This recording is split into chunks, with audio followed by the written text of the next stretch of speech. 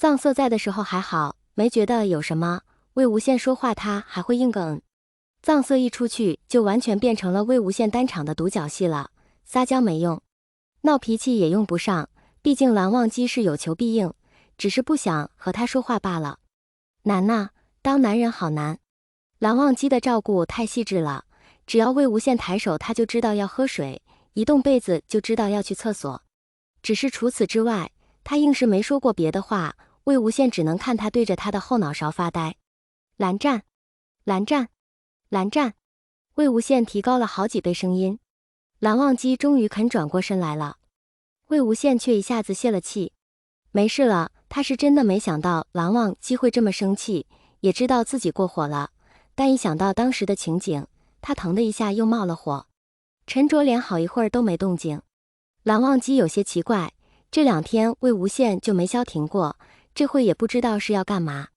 刚想回头查看，魏无羡就下了床，摸了手机要出去，也没有交代的意思。蓝忘机也没叫他，装作没注意，等他出去之后再合上电脑跟了出去。魏无羡边打电话边走，宽大的病号服偏偏被他穿出了时尚感，甚至还有点病弱的风流气。查到了吗？那边怎么说？监控调出来发我，还有把刹车线完整的拆下来给我。好，先这样。魏无羡挂了电话，却有些愁眉不展。他也知道，如果第一时间没能发现证据，后续的证据都显得不太充分了。蓝忘机没回应他，他也没找到机会说，现在一证据不充足，二蓝忘机跟他闹脾气。好吧，不是闹脾气，是生气了。2件事撞在一起，他更加烦躁，晃着晃着就下了楼。本来轻微的脑震荡就有些不太清醒，看到烟铺就果断地走了过去。刚伸手碰上烟盒，整个人就被往后一扯，脚尖都差点离地。回去，魏无羡像是小鸡仔一样被人拎起后颈半提着走。蓝忘机跟着他出来，距离有些远，也不知道他在和谁说些什么，只看到这人说了几句就要下楼，还走去了烟铺，当下就更生气了，气他不爱惜自己，气他把赛车放在第一位，而不是自己的身体，气他不知道自己想要的不是道歉，而是承诺以后不再乱来。魏无羡乖乖地扔他拎，委委屈屈地撅着嘴被蓝忘机按在病床上。躺好。哦，这么凶。蓝忘机出去了，藏色恨铁不成钢地进来。2天了还没哄好，不中用。魏无羡抿着唇不说话，心思却飘去了别的地方。没说中午把刹车线给他，他一直等着，监控他看了也看不出什么来。蓝忘机回来的时候妹已经来了，一下一下地敲着桌子，看着魏无羡。魏无羡拿着刹车线观看，蓝忘机若无其事地推门进去，魏无羡看了他一眼没说话。妹也无所谓，他对蓝忘机也没兴趣。魏无羡摆弄着刹车线，一时也分不清究竟是用什么弄断的。他拿着刹车线到妹眼前，你说是什么弄断的？我看了1天了。喂，真不是我说，剪刀剪的不是这样，锯子也不是这样，但我还就知道是什么弄的，你想知道吗？快讲。魏无羡懒得跟他废话，况且妹这话怎么说都像是调情，蓝忘机还在场，他还不想死。但是蓝忘机太平静了，专注着看着电脑屏幕，打字的手连停顿都没有。魏无羡眉毛一挑，没想到啊，这气生的醋也不吃了。他默然的一顿，心里生了股闷气，把头转向了妹，不再看他。打1天游戏，我告诉你，这还是我付出了血的代价换来的。边说还撩起了裤腿给魏无羡看他的伤口，膝盖已经青了，西方人本来皮肤就白，现在看着倒是挺严重的。魏无羡拍了拍他的肩膀，赞叹道：不用了，我知道了。没接到了魏无羡的电话之后，就赶着要把刹车线给他送来，没成想直接被绊倒了，石头锋利得很，一下子就割伤了。他也想到了刹车线，想到了就想到了，还是1天的游戏，补偿我摔成这样。魏无羡看着他的伤口，正想答应，蓝忘机就摸上了的头。魏无羡疑惑地看着他，蓝忘机顺势就把他按住了，拖住了他的头，把他按在床上，还给他掖了掖被子。脑子不好，该休息了。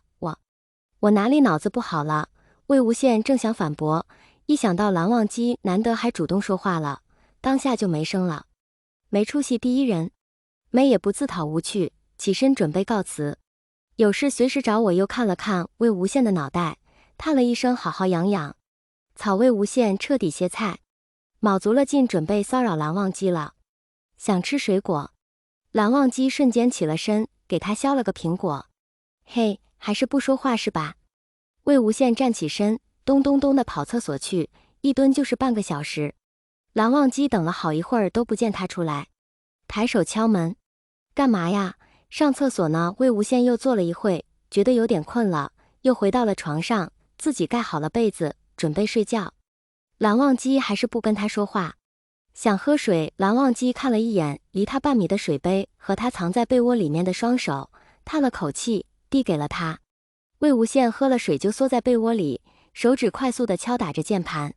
快出来，快出来！2天没理人了，都快成怪了，还说我脑子不好，怎么办？怎么办？怎么办？气了吧？他可能是真的觉得你脑子不好，同意我也觉得你脑子不好，滚！魏无羡气得要骂人，被子就被掀开了。睡觉。操！他咬牙切齿地看着蓝忘机，准备实施第2计，苦肉计。嘶嘶嘶嘶，要死了，要死了！怎么了？快快快快来看看，我是不是要生了？肚子好疼！魏无羡挤眉弄眼的看着蓝忘机。哪里？这魏无羡把蓝忘机的手拉过来，放在自己的肚子上，叹了一声，好多了。好了。魏无羡点点头。下一秒他就笑不出来了。蓝忘机把手抽走了。这个渣男！气！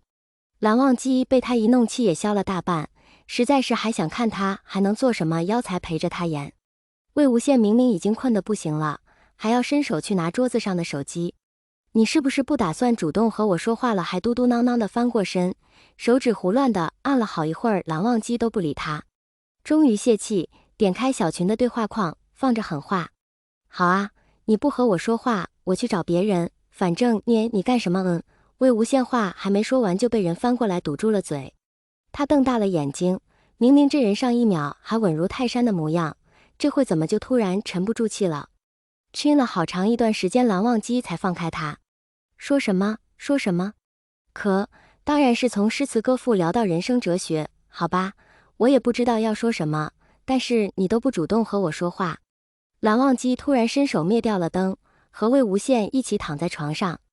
魏无羡等了好一会儿都没等到他说话。好吧，能抱着已经不容易了，明天再和好。蓝忘机却出声了，跟我道歉。